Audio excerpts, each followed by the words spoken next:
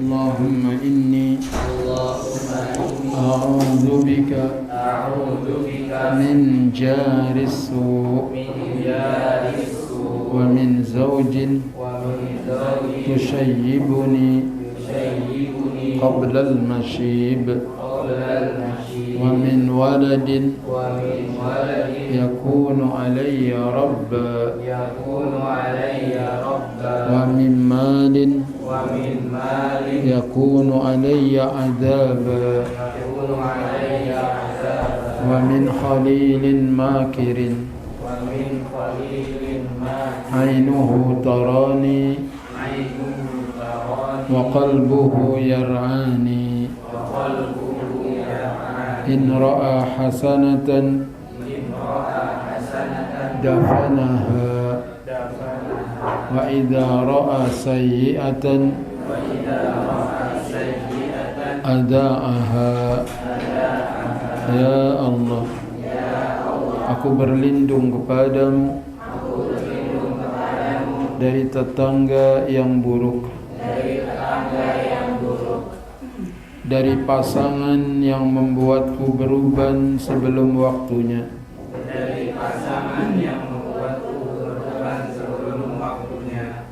dari anak yang terhadapku berkuasa, dari harta yang mendatangkan siksa, dari teman dekat yang berbuat tipu daya, matanya melihatku, hatinya mengawasiku. Jika melihat kebaikanku, dia melupakannya. Jika melihat keburukanku, dia menyebar luaskannya. Ya Allah, berilah kami rasa takut yang dapat menghalangi kami dari maksiat kepadamu. Berilah kami ketaatan yang dapat mengantarkan kami ke dalam surgamu. Berilah kami keyakinan yang dapat meringankan kami dalam menghadapi musibah dunia. Ya Allah, berilah kami kenikmatan pada pendengaran kami, penglihatan kami, dan kekuatan kami selama Engkau hidupkan kami. Janganlah Engkau jadikan dunia sebesar-besar tujuan kami. Jangan Kau jadikan dunia puncak dari ilmu kami. Jadikan balasan kami kepada orang-orang yang menzalimi kami. Tolonglah kami dari musuh-musuh kami. Janganlah Engkau kuasakan kami kepada orang-orang yang tidak menyayangi kami. Rabbana atina fid dunya hasanah wa fil akhirati hasanah wa qina adzaban nar. Ya Allah, Kau mohon kepadamu kebaikan di dunia dan kebaikan di akhirat, serta jauhkanlah kami dari siksa api neraka. Amin. Alhamdulillah, segala puji hanyalah milik Allah. Salawat serta salam semoga tercurah kehadirat Rasulullah sallallahu alaihi wasallam. Ya ayyuhan nasu inna khalaqnakum min dzakari wa unsa wa ja'alnakum syu'uban wa qabaila lita'arafu inna akramakum indallahi atqakum innallaha alimun khabir. Wahai manusia, sesungguhnya kalian diciptakan dari seorang laki-laki dan seorang wanita, yaitu Nabi Adam dan Hawa. Lalu kami jadikan kalian bersuku-suku bangsa dan berkabilah-kabilah agar saling mengenal. Sesungguhnya yang paling mulia di antara kalian di sisi Allah adalah yang paling bertakwa. Sungguh Allah Maha mengetahui lagi Maha mengenal. Sesungguhnya orang-orang mukmin itu bersaudara, maka damaikanlah di antara saudaramu. Takutlah kamu kepada Allah agar Allah merahmatimu. Ketahuilah bahwa hidup di dunia ini hanyalah permainan, sendau gurau, dan perhiasan. Saling berbangga di antara kalian, bersaing dengan banyaknya harta, bersaing dengan banyaknya anak, bagaikan air hujan yang turun dari langit, yang membuat petani kagum akan tanaman-tanamannya. Kemudian tanaman-tanaman itu menjadi kering. Engkau lihat warnanya kuning, lalu hancur berkeping-keping. Sedangkan di akhirat ada siksa yang pedih, ada ampunan dari Allah dan keridhoannya. Bagi orang-orang yang lalai, hidup di dunia ini hanyalah kesenangan yang menipu belaka. Amma ba'du, sesungguhnya sebaik-baik perkataan adalah firman Allah Al-Quranul Karim. Sebaik-baik petunjuk adalah petunjuk Nabi Muhammad sallallahu alaihi wasallam. Adapun sejelek-jelek perkara dalam agama adalah perkara-perkara yang baru. Semua perkara-perkara yang baru yang ditambah-tambahkan ke dalam agama namanya bid'ah. Semua bid'ah itu menyesatkan dan kesesatan itu tempatnya di neraka. Teman-teman semua yang saya cintai, apa kabar? Alhamdulillah. Allah terus memberikan nikmat kepada kita. Semoga kita menjadi hamba yang pandai mensyukurinya. Lanjutan pelajaran kita mengenai adab seorang pengajar, adab seorang pendidik. Di antaranya memuliakan ilmu. Jadi seorang pengajar hendaknya memuliakan ilmu. Tidak menjadikannya sebagai anak tangga untuk meraih kepentingan dunia. Jangan jadikan ilmu kita untuk mencari dunia. Hendaknya memuliakan ilmunya dengan tidak menjadikannya sebagai anak tangga untuk menggapai kepentingan dunia seperti kedudukan, belajar, pintar, alim agar dimuliakan, atau kekayaan, atau nama baik, atau ketenaran, atau pelayanan. Jadi kita pengen orang alim agar jadi orang terkenal. Bukan itu tujuannya. Kalau ternyata kita terkenal, itu urusan lain. Tapi bukan itu tujuannya. Siapa manusia paling terkenal? Rasulullah sallallahu alaihi wasallam. Beliau berdakwah niatnya terkenal atau karena Allah? karena Allah. Kemudian jadi terkenal, nggak masalah. Tapi bukan itu tujuannya. Nabi Sulaiman ketika berdakwah, tujuannya cari dunia atau ridho Allah? Ridho Allah. Tapi kemudian Nabi Sulaiman kok jadi kaya raya? Nggak masalah.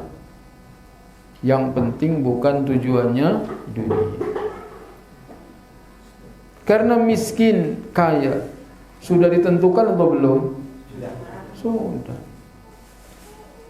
Ada gadis males, bangun tidur males. Tapi ketika dewasa jadi orang kaya. Karena dia dinikah oleh laki-laki.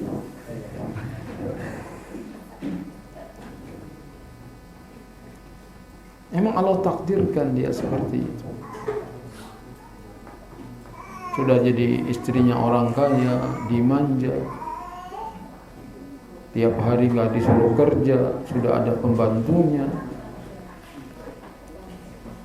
Tiap minggu disuruh perawatan kecantikan.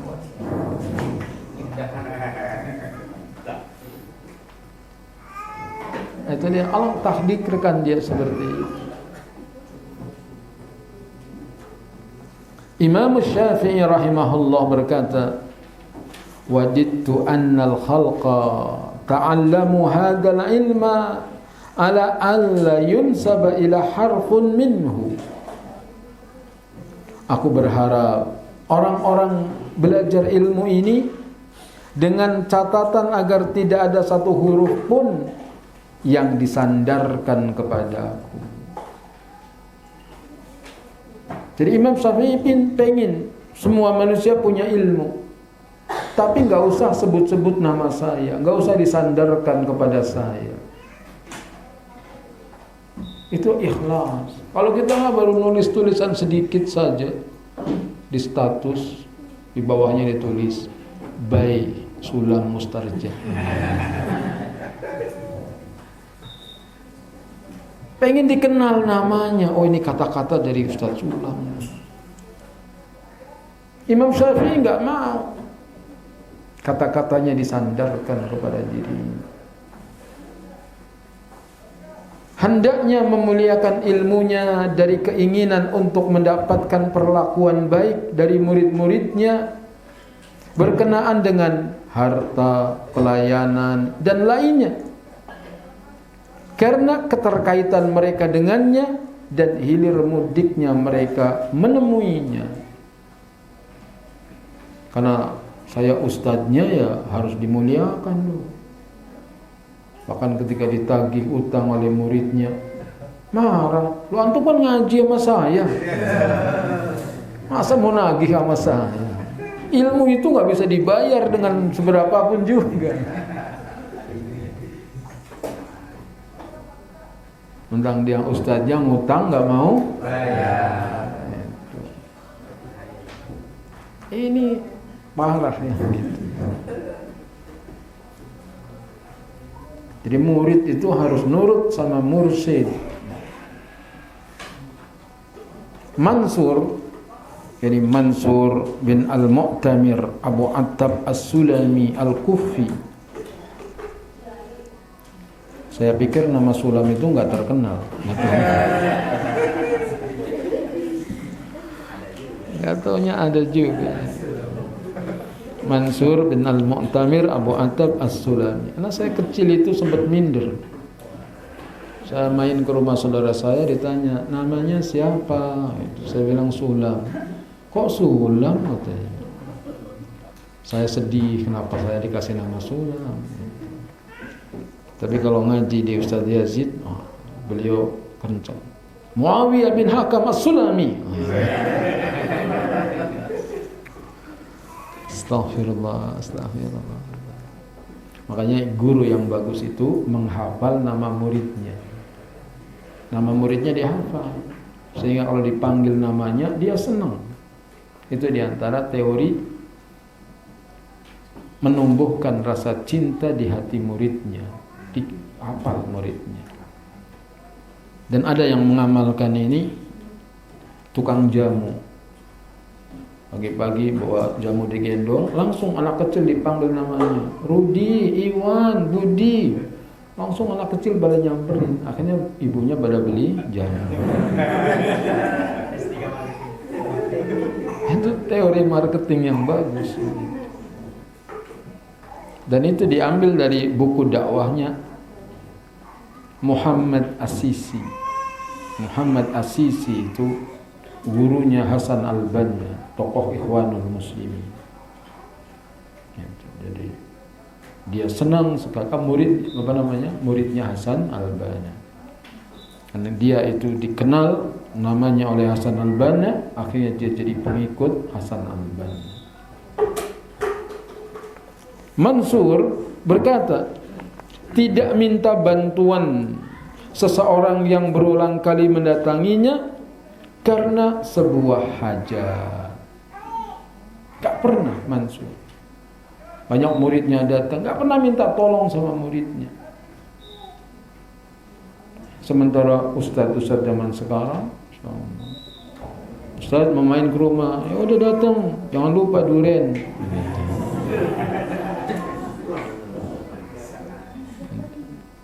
Nentuin lagi, montong ya, montong. Ya Allah. Kadang kita terkena yang seperti ini, dinasehati. Sufyan bin Uyainah berkata, kuntu qad utitu fahmal Qur'an. Dulu aku diberikan pemahaman Al-Qur'an. Jadi cerdas. Falamma qabiltu surrata min Abi Ja'far sulibtuhu. Manakala aku menerima kantong dari kantong uang Abu Ja'far, maka pemahaman tersebut diambil dariku. Tadinya cerdas memahami Quran. Begitu dia terima uang dari Abu Ja'far sekantong, maka ilmunya hilang.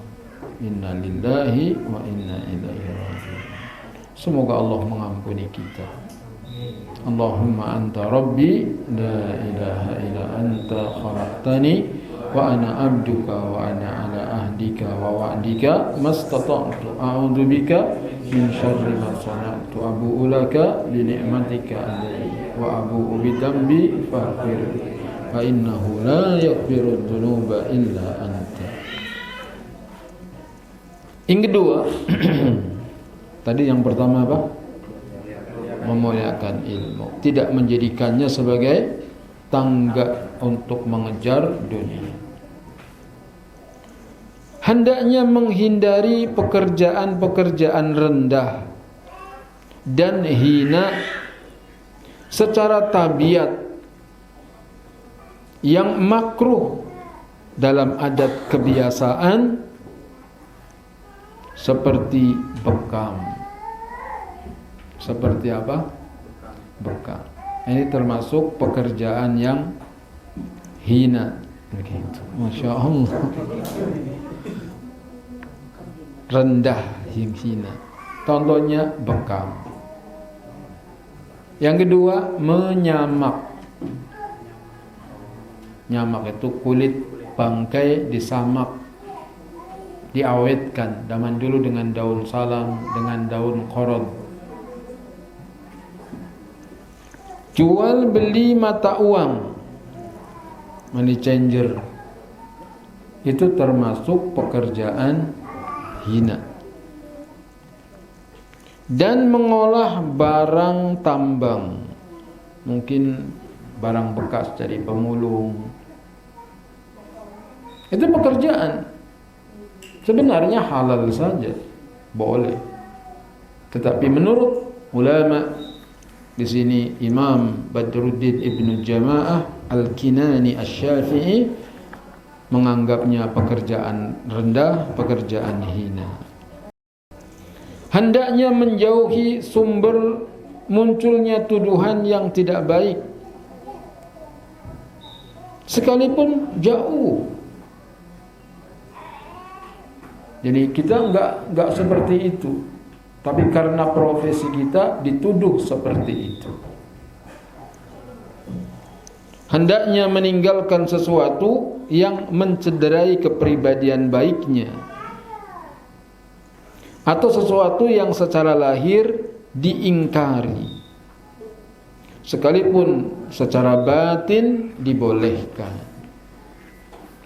Mungkin bekam yang dimakruhkan karena zaman dulu bekam itu bukan dengan alat tapi disedot. Jadi seperti apa namanya, tanduk gitu, orang disedot darahnya sehingga dianggap menjijikan atau makruh. Dianggap menjijikan atau makruh. Adapun bekam zaman sekarang, wallahu a'lam, orang yang pakai sarung tangan, pakai masker, sedot darahnya juga pakai alat. Semoga saja tidak termasuk. Coba kalau nggak ada yang jadi tukang bekam, saya mau bekam kemana?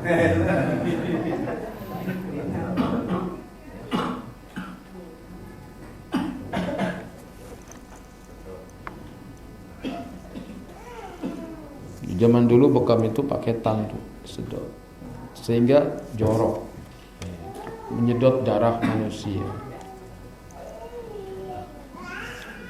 Allah Subhanahu wa taala berfirman, "Wasbir 'ala ma asabaka inna dzalika min azmil umur." Bersabarlah terhadap apa yang menimpamu, karena sungguhnya yang demikian itu termasuk urusan yang patut dibulatkan tekad untuk dilakukan.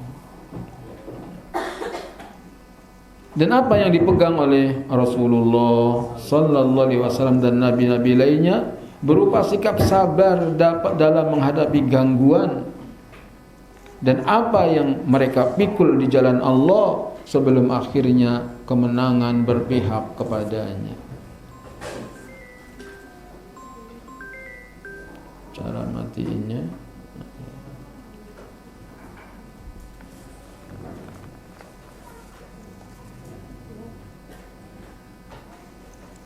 hendaknya menampakkan sunnah-sunnah dan menghindari bid'ah, menjunjung tinggi urusan agama karena Allah dan apa yang mengandung kebaikan untuk kaum muslimin di atas jalan yang disyariatkan.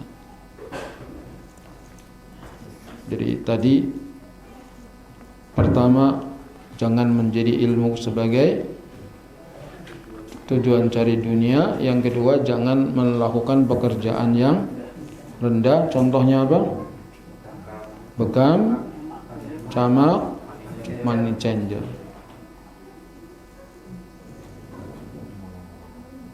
Jika sesuatu dari hal itu terjadi secara kebetulan karena ada hajat atau lainnya, maka dia menjelaskannya kepada siapa yang melihatnya. Jadi menjelaskan hukum, alasan dan tujuannya agar dia tidak terjatuh ke dalam dosa karena atau menjauhkan darinya, tidak berkenaan dengan belajar kepadanya, dan agar siapa yang tidak mengetahuinya mengambil faidah darinya. Kebetulan ada ustaz dari tukang bekam juga. Ustaz, apa enggak jijik itu antum jadi tukang bekam? Kasih tahu, bekam sekarang enggak seperti dulu menjijikkan. Bekam saya itu begini. Dijelaskan agar orang-orang yang melihatnya tidak benci. Sebab kalau orang udah benci sama gurunya, enggak mau datang ke pengajiannya. Perlu ada namanya klarifikasi. Kalau sudah klarifikasi, emang dia hasad, enggak mau lagi. Kenapa? Tukang bekam dia, jorok. Padahal bekam sekarang tidak sama dengan bekam zaman dahulu. Bagaimana mungkin dikatakan jorok, sedangkan malaikat Jibril senantiasa berwasiat kepada Nabi untuk berbekam. Sampai-sampai Nabi tidak merasa sehat kecuali setelah berbekam. Maka bekam itu perbuatan yang insya Allah tidak hina di zaman sekarang. Zaman itu hina.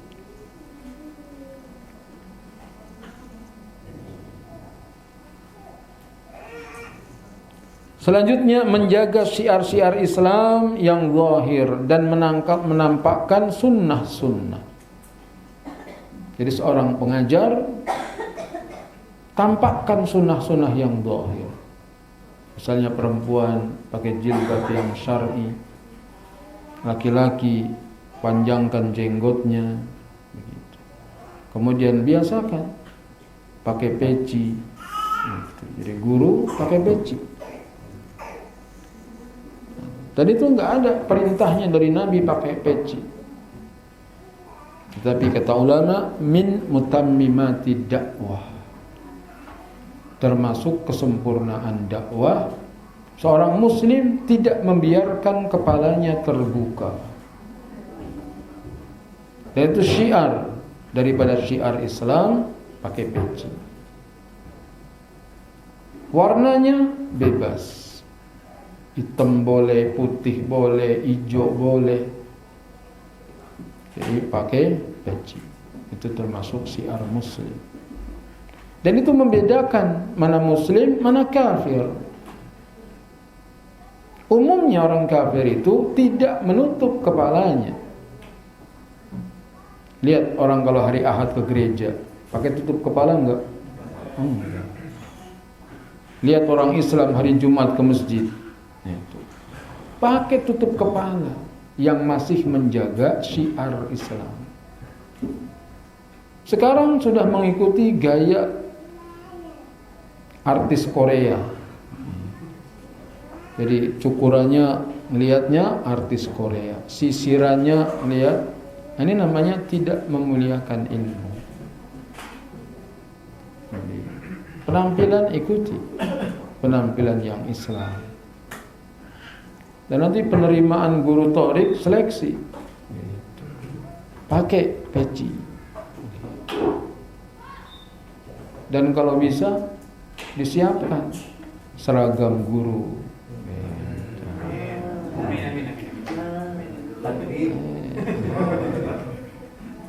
Dibelikan gamis gitu misalnya.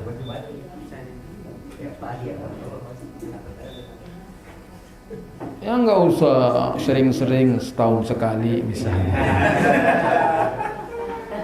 Terutama menjelang Lebaran. Itu bagus itu. Tujuannya apa? Ini menampakkan syiar-syiar yang zahir, yang nampak. Peci, pakai baju gamis, biar kelihatan Islami. Sebab kalau tidak, anak-anak muda tadi idolanya bintang film Korea. Karena ibunya di rumah suka nonton drakor.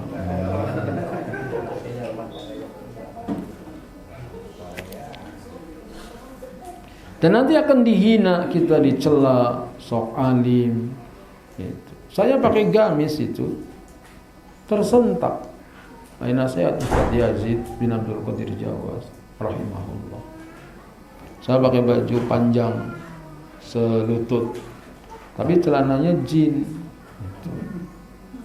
Beliau marah pakai celana jin. Mungkin takut yang punya nyariin.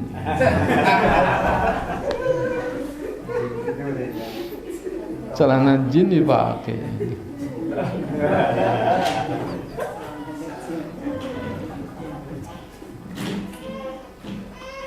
Itu dipanggil di depan teman-teman.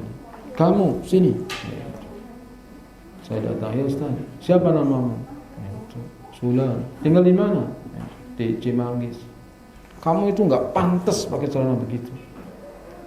Di depan teman-teman. Mau nangis saya nunduk. Untuk beliau rahimahullah. Akhirnya padahal itu udah saya potong di atas mata kaki. Saya tanya waktu itu sama Ustadz Badru. Badru baru pulang dari Medina. Kenapa nggak boleh pakai celana jin? Nggak tahu. Saya tanya sama Ustadz Naim, kenapa celana jin diharamkan? Saya nggak berani tanya Mas Yazid.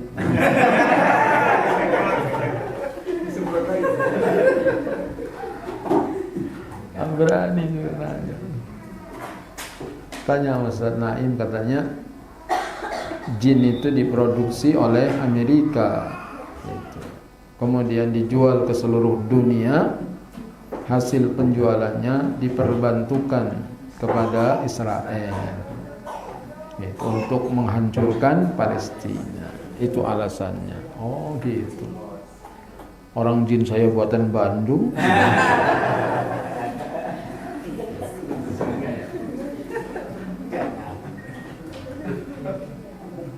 Tapi ya sudah lah, nggak boleh ya, nggak saya pakai. Kalau ngaji pakai yang lain. Itu dalam rangka ini ternyata kita ketemu alasannya untuk menampakkan syiar-syiar yang zahir. Yang keempat, hendaknya menjaga perkara-perkara yang dianjurkan dalam syariat. Sebenarnya ini poin ketujuh, karena yang kemarin yang 3 sudah kita baca di pertemuan yang lalu. Sekarang poin yang ke-7. Berarti yang pertama tadi dihitung yang keempat. Hendaknya menjaga perkara-perkara yang dianjurkan dalam syariat, baik perkataan-perkataan maupun perbuatan-perbuatan. Begitu seorang guru ketemu assalamualaikum, setiap ketemu assalamualaikum, itu dibudayakan. Dr. Abdul Razak Al-Badr hafizahullah dulu masih SD belajar sama Syekh Albani. Maksudnya kalau Syekh Albani ceramah dia hadir. Itu kalau ketemu Syekh Albani assalamualaikum. Kemudian berjalan ngelewatin Syekh Albani lewat satu tiang, dia lewat tiang lagi, Syekh Albani bilang assalamualaikum lagi. Tadi cuma terhalang tiang, ketemu lagi assalamualaikum. Apalagi keluar kelas, masuk lagi. Keluar, masuk, assalamualaikum. Kan tadi udah Pak, itu sunnah. Itu perkara-perkara yang dianjurkan dalam syariat. Seperti menjaga tilawah Al-Quran, berzikir kepada Allah Subhanahu wa ta'ala dengan hati dan lisan. Hatinya zikir kepada Allah, lisannya juga mengucapkan Subhanallah, Alhamdulillah, Allahu Akbar, Subhanallah, Alhamdulillah, Allahu Akbar. Terus dia berzikir. Menantunya Syekh Shalih Utsaimin, Syekh Saleh juga namanya Saleh, daurah di Ibnu Taimiyah, pesantren Ibnu Taimiyah Bogor. Itu kalau keluar dari tempat istirahatnya ke ruang pertemuan untuk daurah, zikir, astagfirullah, astagfirullah, astagfirullah, terus sampai ke tempat duduk. Dia masih duduk begini, masih astagfirullah, astagfirullah. Begitu mau mulai kajian baru assalamualaikum warahmatullahi wabarakatuh, baru mengisi. Selesai dia ngisi, zikir lagi astagfirullah. Yang saya dengar itu aja astagfirullah, astagfirullah. Mungkin zikir yang lain juga, tapi itu yang saya ingat, dia cuma istighfar, astagfirullah. Nanti ada ustaz nanya, ya syekh, gitu. Dia nanya, ya waalaikumsalam. Dia jawab pertanyaan, dia zikir lagi, astagfirullah. Ternyata sekarang ada petinju, tertangkap kamera, mulutnya bisik-bisik terus, petinju muslim. Kemudian ditanya, kenapa kamu berbisik, apa yang kamu baca? Dia bilang, saya berzikir kepada Allah, dan saya tidak ngomong kecuali seperlunya saja, selebihnya saya berzikir. Karena kita banyak teman, tetapi ketika saya berada di ring tinju, saya melawan musuh, enggak ada satu teman pun yang bisa menolong saya. Yang bisa menolong siapa? Allah. Kenapa antum sebut-sebut orang yang tidak bisa menolong? Kadang-kadang lagi sayang sama lawan jenis, mau tidur aja disebut-sebut nama. Rohayati, Rohayati.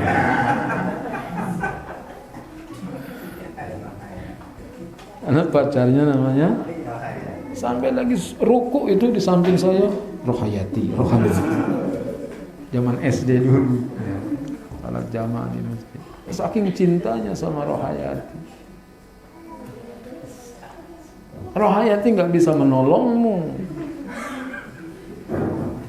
Yang bisa menolong Allah Rabbul Alamin. Jawabannya itu menakjubkan saya.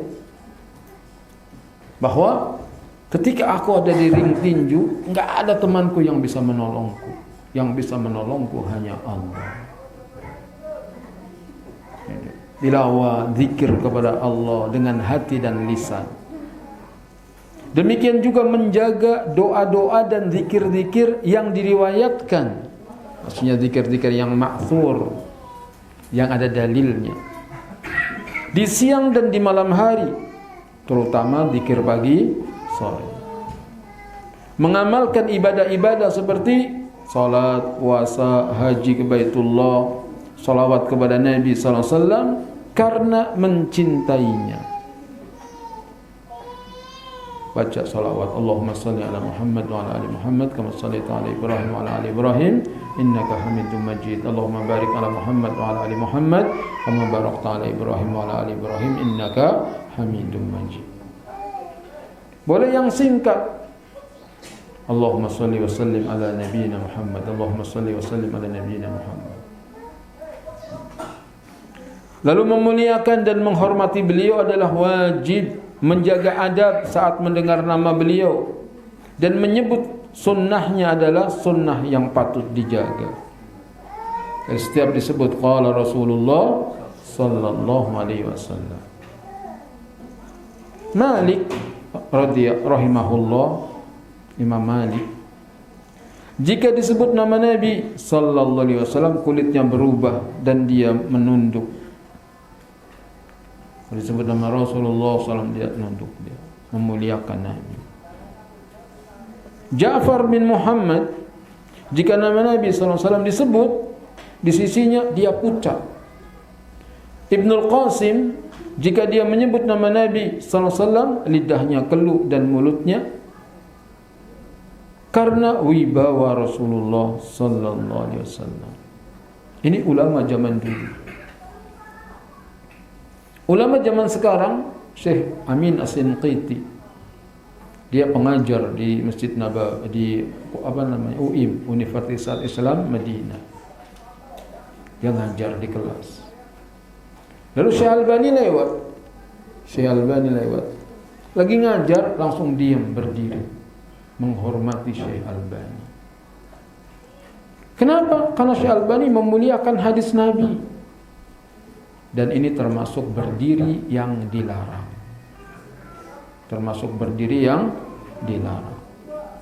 Misalnya ustadz hadirin harap berdiri. Ini haram. Dan yang dihormati dengan berdiri harus menegur mereka. Duduk, jangan diri. Sebab Nabi mengatakan, man ahabba ayatamathalan nasu qiyaman falyatabawwa maq'adahu minan nar, rawahu Ahmad. Barang siapa yang senang dihormati dengan berdiri, ambil tempat duduknya di neraka. Jadi kita jangan senang dihormati dengan berdiri. Cukup dengan assalamualaikum, waalaikumsalam. Ketika mau berpisah juga cukup assalamualaikum, waalaikumsalam. Jangan ditambahin fi amanillah. Fi amanillah ya, itu. Jangan. Fi amanillah, kata Syekh Albani, bid'ah najdiyah. Jadi orang Najd yang awalnya mengajarkan fi amanillah. Maka sebaik-baik petunjuk Rasulullah sallallahu alaihi wasallam. Kalau kita berpisah assalamualaikum, waalaikumsalam, sudah. Bukan ditambahi fi amanillah. Ini banyak orang yang baru belajar bahasa Arab, mereka selalu assalamualaikum, assalamualaikum, waalaikumsalam, fi amanillah. Dia menambah-nambah yang Nabi contohkan. Harusnya cukup dengan apa? Assalamualaikum warahmatullahi wabarakatuh. Jawab, waalaikumsalam warahmatullahi wabarakatuh wa maghfiratuh. Ada tambahan wa maghfiratu, sebutkan dalam Al-Adabul Mufrad oleh Imam Bukhari. Seyogianya jika membaca Quran agar merenungkan makna-maknanya, perintah-perintah dan larangan-larangannya, janji pahala dan ancaman siksanya, dan berhenti pada batasan-batasannya. Hendaknya tidak melupakannya setelah menghafalnya, karena hadis-hadis Nabi sallallahu alaihi wasallam menghardik yang seperti itu. Jadi kalau kita sudah punya hafalan, jangan dilupakan begitu saja, dijaga. Minimal menjelang Ramadan dihafalin agar nanti jadi imam, bacaannya enggak itu-itu aja. Kalau hafalannya banyak. Semoga kita bisa menjadi penghafal Quran.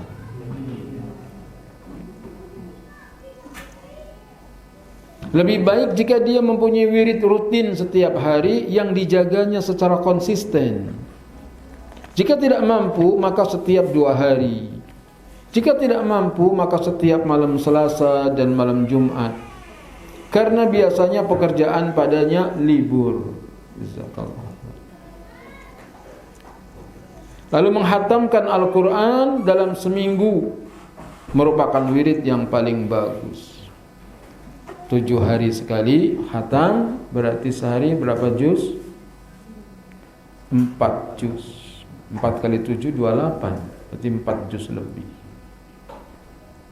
Ya Allah, tidak mudah untuk bisa ini. Tetapi kalau kita punya kesungguhan, insya Allah man jadda wajada. Selanjutnya yang ke-8, hendaknya bergaul dengan masyarakat dengan akhlak yang luhur. Jadi seorang pengajar, seorang guru bergaul dengan masyarakat dengan akhlak yang mulia. Seperti dengan wajah berseri-seri. Jadi guru itu jangan manyun aja. Dia menunjukkan orang itu kasihan. Lagi banyak problem ini. Manyun terus biasanya banyak masalah.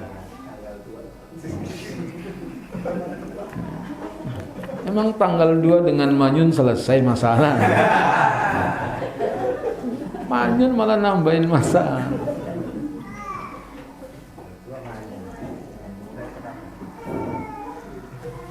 Maka biasakan tersenyum. Jangan kau remehkan perbuatan baik sekecil apapun.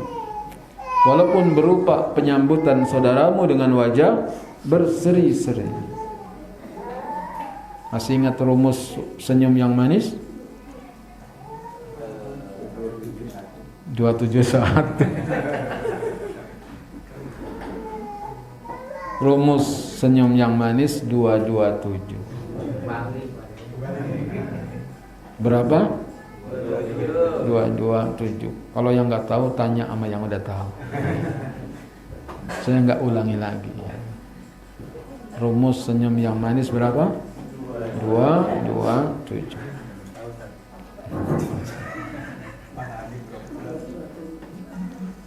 Kemudian menebarkan salam. Menebarkan salam. Setiap ketemu orang, mau anak kecil, orang besar, Assalamualaikum. Assalamualaikum. Walaupun dia anak TK, anak apa, Assalamualaikum. Waalaikumsalam. Kalau dia mau salim, salaman. Jangan sombong. Ketemu anak kecil, apa lu bocil, minggir.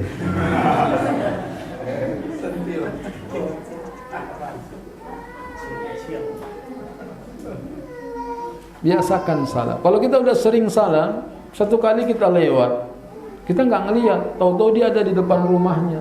Assalamualaikum, itu anak kecil. Walaupun kadang ada yang nakal juga. Gitu kita ketemu, Assalamualaikum, ya, Waalaikumsalam. Ih, parah banget jenggotnya.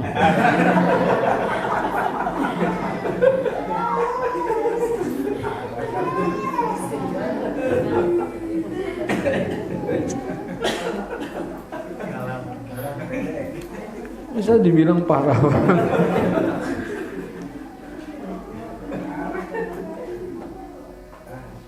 Gak apa-apa, namanya juga anak kecil. Tetap ketemu, assalamualaikum. Ada anak-anak pada di komplek bawa bilah gitu, tongkat. Ada yang pakai sendal, ada yang nggak pakai sendal. Saya jalan kaki mau ngajar di Sukatani, berdua sama istri jalan. Nah, ketemu anak-anak itu. Assalamualaikum. Sebagian mereka mengatakan waalaikumsalam. Yang lain nggak jawab. Lu kafir, lu nggak jawab lu. Subhanallah. Jawab lu, nggak kafir lu nggak jawab. Aneh-aneh tingkah manusia. Nah, tapi kita harus praktekkan. Ketemu orang, assalamualaikum. Assalamualaikum. Kemudian memberikan makan. Bagus, kita suka memberi makan. Masak, bagi-bagi. Kemudian akhlak yang baik juga menahan marah. Menahan marah. Tadi misalnya dikatain parah banget jenggotnya, udah sabar aja. Jangan kita marah. Menahan gangguan dari mereka. Jangan mengganggu orang walaupun dengan suara knalpot kita. Motor di racing knalpot nggak boleh. Harus dirubah. Nih, tidak mencerminkan seorang pendidik. Tidak mencerminkan seorang pendidik yang kalem. Makanya dulu ceritanya gitu, kalau ustadz mau ngajar naik Vespa, itu kelihatan sopan. Zaman dulu. Sekarang Vespa setangnya di sini begini. Sehari pakai Vespa, pulang masuk angin.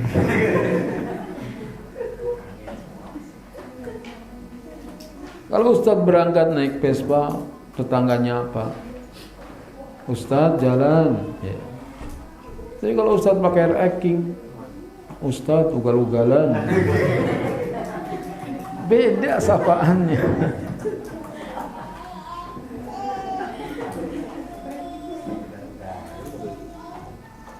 Ini dia jadi penting masalah akhlak itu.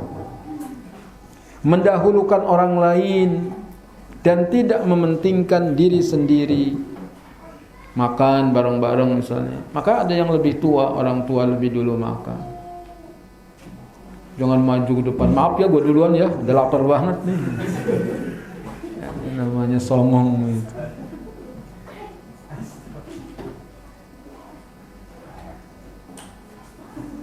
Memaafkan dan tidak banyak menuntut hak.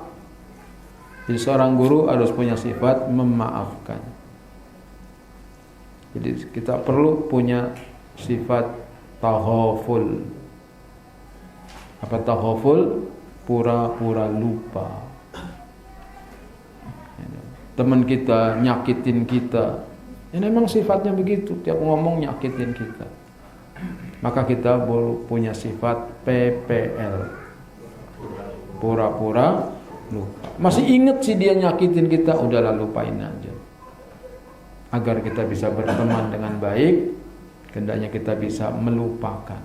Apalagi antum suami istri, itu harus sering punya sifat PPL. Pagi istri ngomel aja, kita pergi ngajar.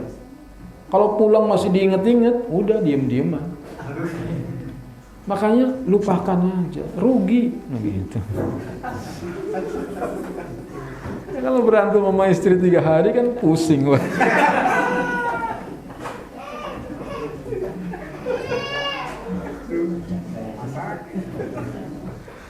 Jadi kita harus pura-pura lupa. Di sini bahasanya memaafkan dan tidak banyak menuntut hak.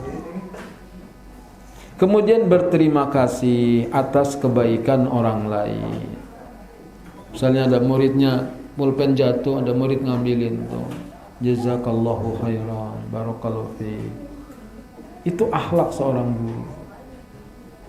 Pagi-pagi istrinya beliin nasi uduk misalnya. Jazakillahu khairan, masyaallah nasi uduk enak. Gitu. Walaupun dia cuman beli nasi uduk pakai bakwan doang. Jangan dibeliin bakwan, Kritik. Tahu nggak bakwan bahasa Arabnya apa? Nggak tahu. Ta'amul miskin.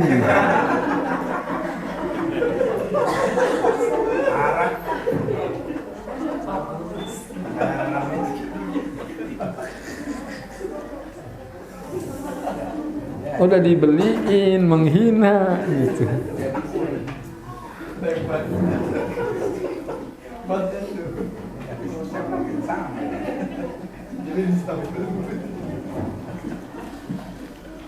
Terima kasih. Seringkali terutama suami itu nggak pernah mengucapkan terima kasih kepada istrinya. Saya tahu ini karena ada banyak ibu-ibu ngadu. Jadi saya jadi tahu. Ini akhlak yang baik. Guru harus punya akhlak yang baik walaupun kepada istrinya. Bahkan lebih utama baik sama istrinya. Khairukum li ahlikum wa ana khairukum li ahli. Sebaik-baik kalian yang paling baik kepada keluarganya. Saya orang yang paling baik kepada keluargaku, kata Nabi. Satu akhlak yang kita tersentak. Saya maksudnya tersentak. Jadi ada suami istri, punya anak satu. Perjalanan dari Jakarta ke Medan bawa mobil sendiri. Di tengah jalan istrinya kebelet pipis. Jalan. Kemudian nggak mau turun suaminya. Begitu ada masjid, ada mampir. Tuh masjid ada toilet, nggak ditemenin istrinya. Udah malam, si istri harus nyari toilet sendiri di masjid malam-malam. Nggak taunya dikunci, nggak ketemu. WC-nya karena dikunci. Dia balik lagi ke mobil, nggak pipis itu, nahan pipis. Kemudian suaminya nanya, udah belum? Udah. Padahal belum. Tersiksa nggak itu perempuan? Jangan-jangan suami itu adalah kita. Nggak punya perhatian sama istri. Ya ada yang suka-suka saya, mau ya aku ini, nggak mau ya udah. Innalillahi wa inna ilaihi raji'un. Kamu berkuasa kepada istrimu, tapi Allah Maha Kuasa terhadapmu. Ingat balasan di sisi Allah. Berterima kasih atas kebaikan orang lain, berusaha mewujudkan ketentraman, berusaha membantu orang lain dalam memenuhi kebutuhan, menggunakan kedudukan untuk membantu dalam kebaikan. Kalau kita menjadi orang yang omongannya didengar, maka kita boleh. Ada orang miskin datang sama orang kaya, Pak tolong dibantu tetangga saya, dia miskin. Emang perlu dibantu? Perlu sekali bantu, Bapak survei aja ke sana. Jadi kita punya kedudukan, bisa nolongin orang. Kalau kita punya, ya jangan kita lapor sama orang kaya, biar kita yang menolongnya. Abu Islama itu muridnya Syekh Albani begitu. Dia punya toko buku, dia datang sama Syekh Albani. Syekh, saya mau jual toko buku saya. Untuk apa? Untuk renovasi rumah. Kemudian kata Syekh Albani, jangan dijual toko buku. Kemudian dipanggil ke kamar, ditanya, kamu butuh pinjam berapa? Akhirnya dikasih pinjaman sama Syekh Albani untuk renovasi rumahnya. Selesai renovasi rumah, masih sisa duitnya. Berarti minjeminnya banyak apa dikit? Banyak. Kemudian dikembalikan sama Syekh Albani sisanya itu. Begitu orang alim dan kaya. Nah, Syekh Albani royalti kitabnya banyak. Semoga kita menjadi orang kaya yang bersyukur. Jika melihat seorang yang tidak menegakkan salatnya, bersucinya atau sebagian kewajibannya, dia membimbingnya dengan kasih sayang dan lemah lembut, sebagaimana yang Rasulullah sallallahu alaihi wasallam lakukan terhadap laki-laki pedalaman yang kencing di masjid. Ada yang wudunya nggak benar, kita ngelihat kasih tahu. Pak, kalau wudu kaki jangan dikucur doang, itu di sela-sela gini. Mungkin ada yang bilang terima kasih, ada yang apa sih lu? Gitu. Atau mungkin tanggapan sini selainnya. Tapi itulah dakwah. Tidak semua saran kita diterima dengan baik oleh orang lain. Ada kalanya orang lain menerima dengan baik, ada kalanya tidak. Inilah diantara nasihat yang bisa kita petik dari buku yang sangat bagus, Tadhkiratus Sami' wal Mutakallimi. Masih membahas mengenai adab-adab seorang pengajar, seorang guru. Silahkan kalau ada yang ditanyakan. Sallallahu ala nabiyyina Muhammadin wa ala alihi wa sahbihi ajma'in. Mana yang lebih utama, mengucapkan salam atau hanya dengan berjabat tangan? Mana yang lebih utama, mengucapkan salam atau hanya dengan berjabat tangan? Yang lebih utama adalah mengucapkan salam. Karena salam itu adalah doa. Assalamualaikum, keselamatan bagimu. Warahmatullah, kasih sayang Allah bagimu. Wabarakatuh, keberkahan Allah bagimu. Kalau Allah kabulkan, maka sangat besar manfaatnya. Adapun hanya berjabat tangan, ada kalanya basa-basi. Tangan berjabat tapi hati tetap jengkel. Itu jabat tangan. Kemudian jabat tangan ada keutamaannya, yakni Allah akan gugurkan dosa-dosanya selama tangannya belum berpisah. Maka yang terbaik digabung Assalamualaikum dan berjabat tangan. Silakan. Takdir tadi kan kaya miskin itu merupakan takdir. Nah, pertanyaan saya, menjadi takdir itu kaya miskinnya atau patokan rezeki? Contoh, orang itu semuanya anggap saja ditakdirkan Allah dalam hidupnya dia mendapatkan rezeki sebanyak 25 triliun umpamanya. Itu yang sudah ditakdirkan atau dia jadi kaya, dia jadi miskin, itu sudah ditakdirkan? Iya. Kaya identik dengan banyaknya harta. Kalau dia punya 25 triliun, dia berarti termasuk orang kaya. Dan dia ditakdirkan jadi orang kaya.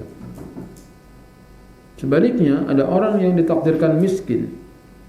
Jadi dia nggak punya apa-apa dari hartanya. Yatiman dza maqrabah atau miskinan dza matrabah.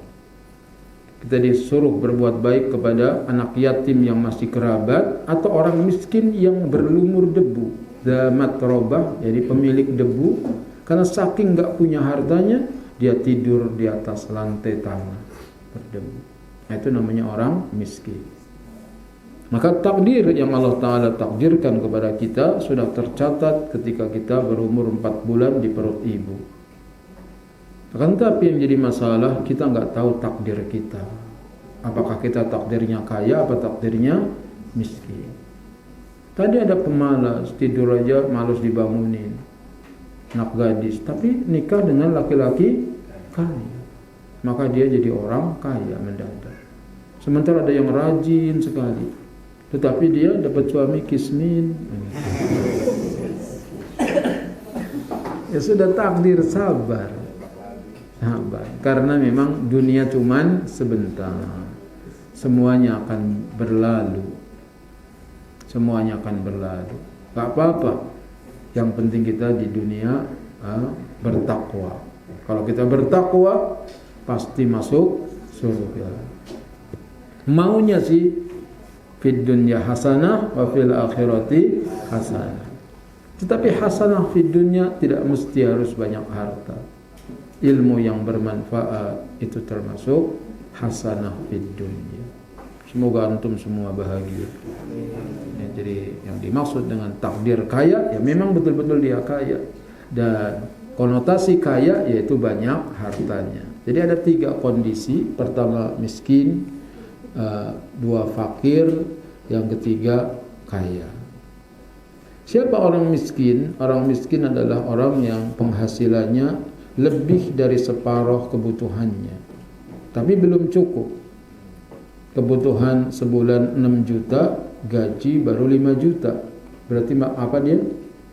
Miskin. Adapun fakir, orang yang penghasilannya kurang dari separuh kebutuhannya. Kebutuhan 6 juta, gaji cuma 2.900.000. Berarti dia fakir. Kalau dia kebutuhan 6 juta, dia dapat 6 juta, maka dia cukup. Tapi belum kaya. Kapan disebut orang kaya? Tatkala dia sudah punya harta senilai 85 gram emas. Dia sudah wajib bayar zakat. Itu namanya orang kaya. Nanti kita wallahu a'lam.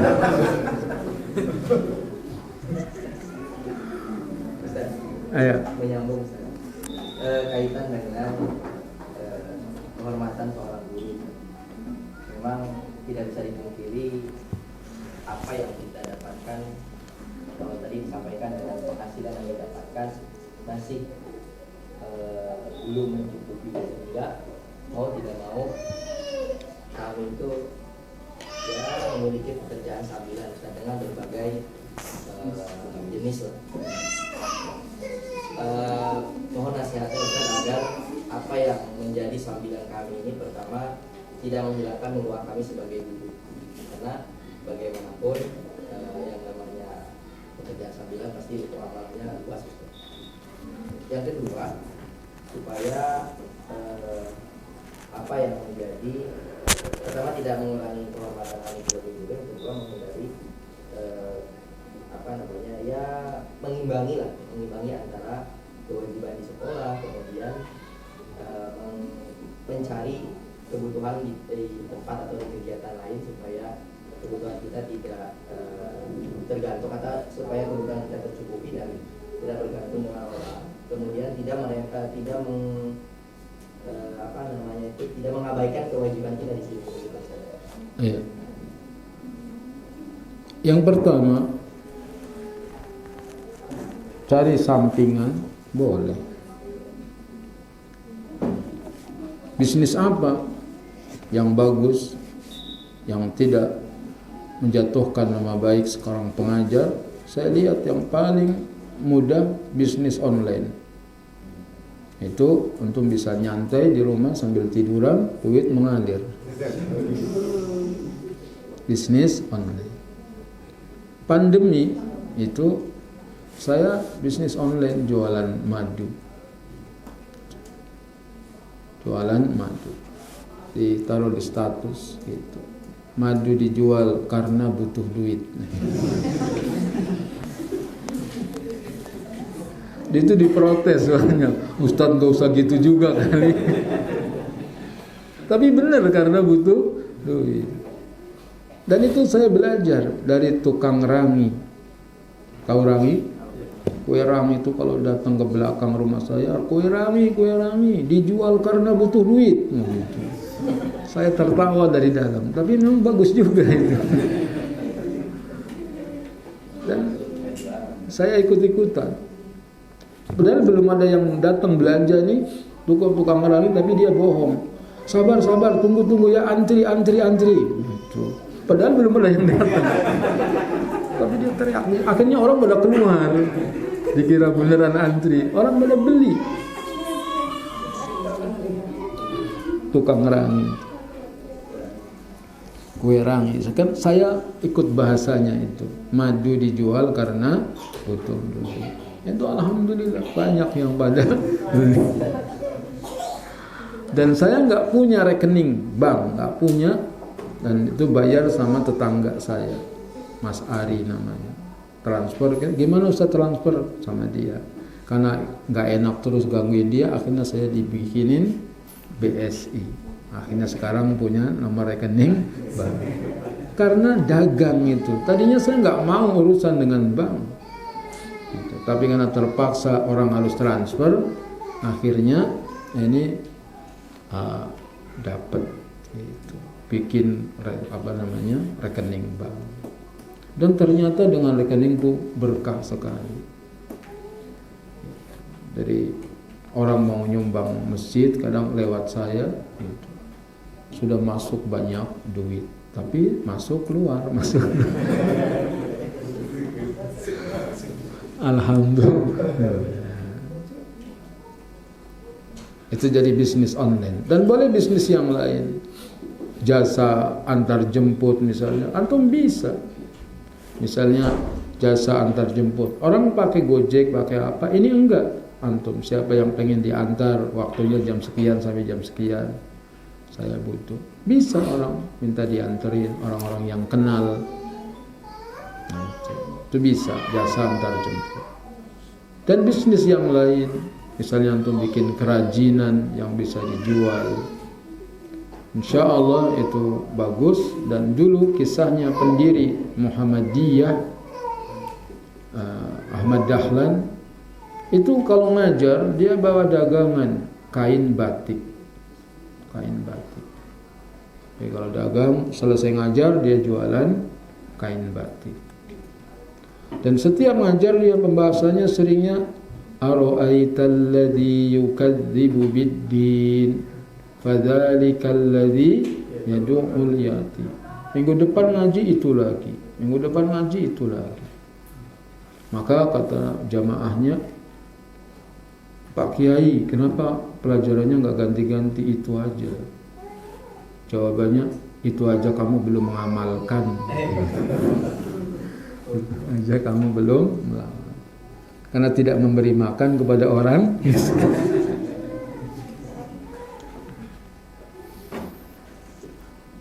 Kemudian yang kedua, ya, biar kita tidak menjatuhkan, bagaimana ya, tinggal pinter-pinter kita ngatur waktu. Berapa jam ngajar di sini? Jam berapa? 8 jam kurang lebih. 8 jam. Sedangkan sehari semalam ada 24 jam. Apa-apa silahkan cari yang lain. Yang penting jangan sambil ngajar sambil bisnis online. Gitu. Ini nggak boleh. Karena mengganggu cara mengajarnya. Nanti kalau sudah selesai ngajar baru lagi istirahat, jawab orderan apa, nggak masalah. Tapi kalau pas lagi ngajar jangan, nggak boleh. Karena dia waktunya untuk ngajar. Setelah istirahat atau setelah pulang baru. Dan cukup nggak cukup tergantung pengeluaran kita. Kalau kita qanaah sedikit cukup, tapi kalau kita mengikuti kemauan banyak juga kurang. Terakhir yang mau tanya,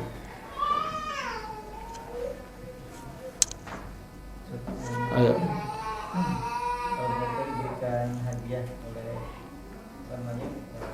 murid ya, itu maksudnya per orang atau per guru. Mungkin kita lagi di jalan ketemu kita masih hadiah gitu kan, itu boleh atau terima apa? Allahu a'lam, ada pembahasan mengenai diterima dan tidaknya. Kita sebagai guru, kemudian ada wali murid yang suka sama kita, gitu. Tiba-tiba dia ngasih, atau kita disuruh mampir makan atau yang lainnya. Saya mengikuti pendapat yang mengatakan boleh. Saya mengikuti pendapat yang mengatakan boleh. Wallahu a'lam.